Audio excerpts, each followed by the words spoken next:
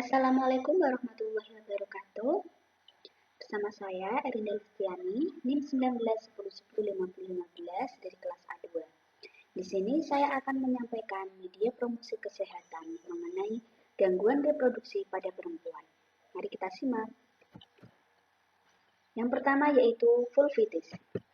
Vulvitis adalah radang pada vulva yang ditandai dengan rasa gatal dan perih di area organ reproduksi wanita. Faktor penyebabnya iritasi, infeksi penyakit kulit, kadar estrogen rendah, penggunaan obat-obatan, vulva tidak bersih. Untuk gejalanya, rasa sangat gatal di alat reproduksi, keputihan, rasa seperti terbakar dan kulit pecah-pecah di sekitar vulva, kulit vulva bersisik dan menebal, bengkak dan merah di labia dan vulva, dan benjolan berisi cairan atau blister pada vulva.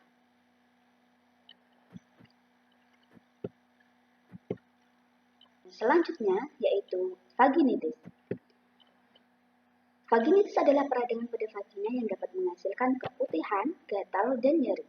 Vaginitis biasanya disebabkan oleh perubahan keseimbangan normal bakteri vagina, infeksi atau mengurangi tingkat estrogen setelah menopause. Gejalanya antara lain keputihan yang tidak biasa, gatal atau iritasi, nyeri saat buang air kecil, dan nyeri saat berhubungan seksual. Yang ketiga yaitu adalah cervicitis. Cervicitis adalah suatu peradangan yang terjadi pada daerah serviks.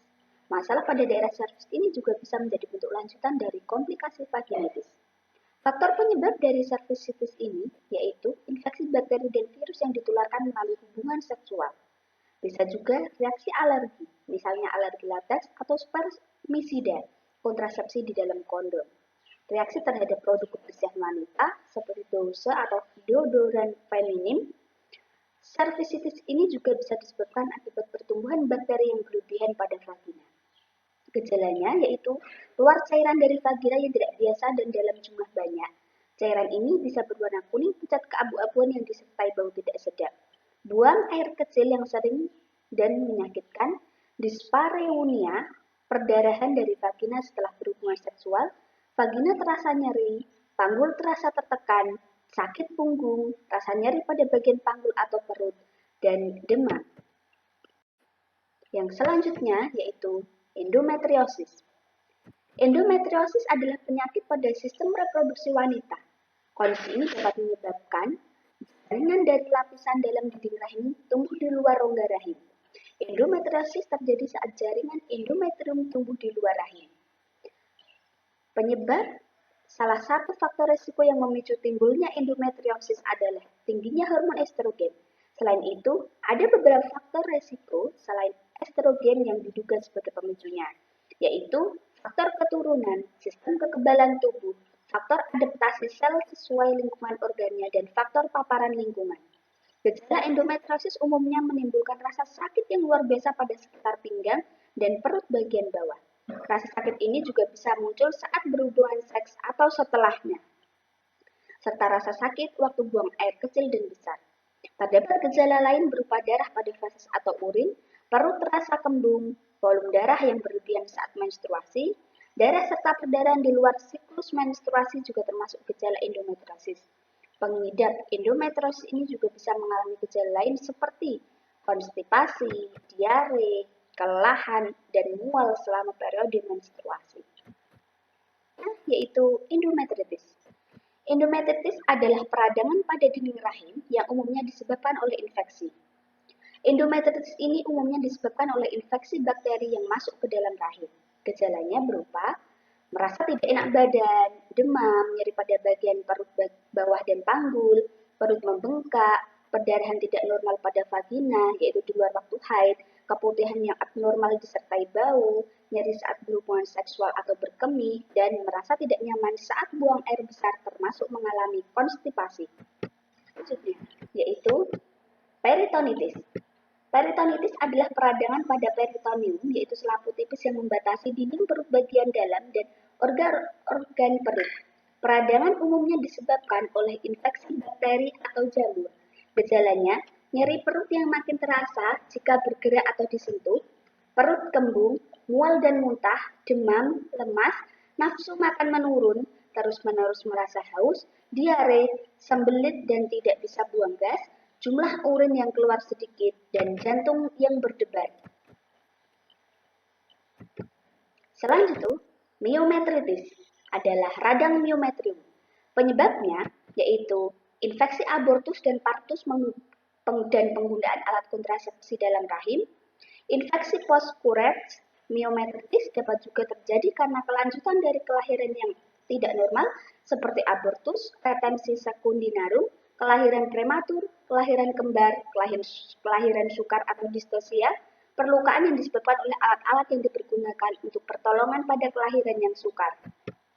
Gejalanya berupa demam, uterus nyeri tekan, perdarahan vaginal, nyeri perut bawah loh, dan tokia berbau atau purulen. Yang selanjutnya yaitu adalah adneksitis.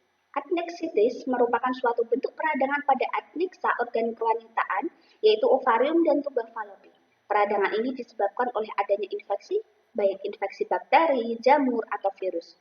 Pemicu infeksi dapat terjadi karena beberapa hal, seperti infeksi menular seksual, infeksi primer pada vagina yang menyebabkan peradangan pada organ kewanitaan, atau penyebaran infeksi dari organ sekitar organ kewanitaan atau infeksi usus buntu, penyebaran infeksi hematogen atau melalui darah, dan tindakan aborsi.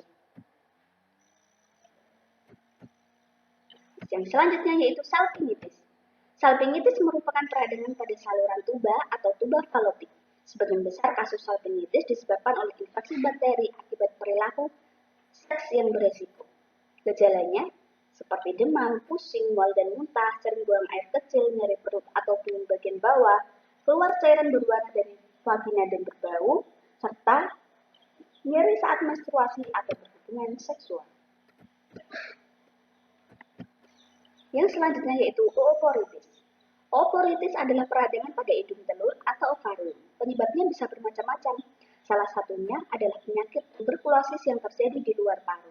Gejala utamanya adalah rasa nyeri yang hebat di perut bagian bawah, ditemukan cairan servikal dan vaginal yang abnormal, dyspareunia atau nyeri saat berhubungan seksual, dan demam di atas 38,3 derajat Celcius dan nyeri saat buang air kecil serta muntah. Yang selanjutnya yaitu adalah pelveoperitonitis.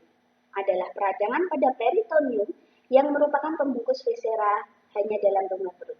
Penyebabnya yaitu penyebaran infeksi dari organ perut yang terinfeksi, penyakit radang panggul pada wanita yang masih aktif melakukan kegiatan seksual, infeksi dari rahim dan saluran telur, terjadi setelah suatu pembedahan, dialisa peritoneal atau pengobatan gagal ginjal, serta iritasi tanpa infeksi. Gejalanya berupa demam, nyeri perut bagian bawah, tetapi keadaan umum tetap baik, vakuumdoglasi menonjol karena adanya abses.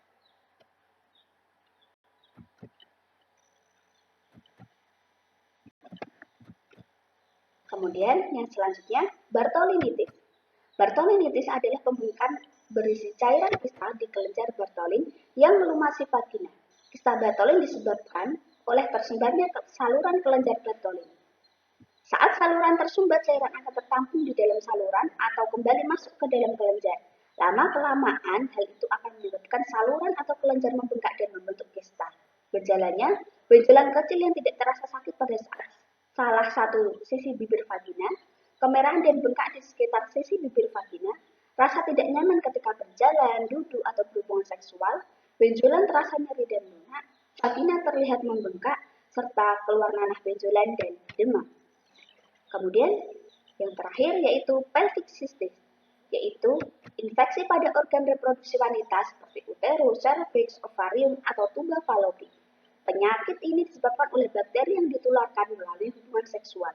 Penyebab utama umumnya terjadi penyakit radang panggul adalah seks yang tidak aman dengan pengidap gonore, chlamydia, atau penyakit menular seksual lainnya. Lebih lanjut, bakteri menginvasi jika aborsi, melahirkan, menjalani biopsi. Gejalanya, demam, sakit pada panggul bagian abdominal atau pinggang, keluaran cairan pada vagina yang tidak normal, perdarahan setelah berhubungan seksual, merasa kedinginan, kelelahan, sering buang air kecil, dan terasa nyeri setelah buang air kecil, perdarahan secara tidak normal atau mudah terluka, kehilangan nafsu makan, mual atau muntah-muntah, menstruasi yang tidak teratur. Terima kasih, sekian yang dapat saya sampaikan terkait dengan media promosi kesehatan, gangguan reproduksi pada wanita.